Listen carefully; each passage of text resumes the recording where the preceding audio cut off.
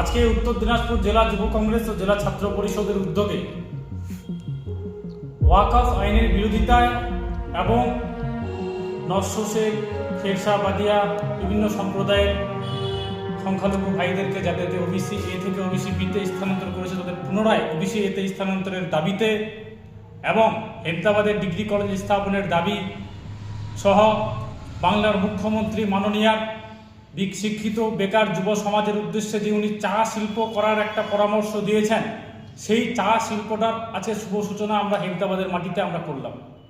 সহযোগিতায় হেমতাবাদ ব্লক কংগ্রেস, আজকে আমাদের সাথে ছিল ব্লক কংগ্রেস সভাপতি তাজিমউদ্দিন তালুকদার, জেলা ছাত্র পরিষদের সভাপতি কল্যাণ রায়।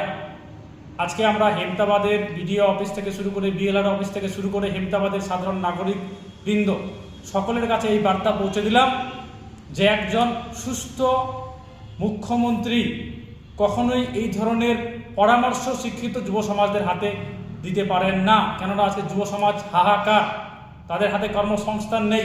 সরকার তাদেরকে কর্মসংস্থান না দিয়ে আজকে সরকার তাদেরকে পরামর্শ দিচ্ছেন চা শিল্প করার, চায়ের ব্যবসা করার। এটা বাংলার লজ্জা।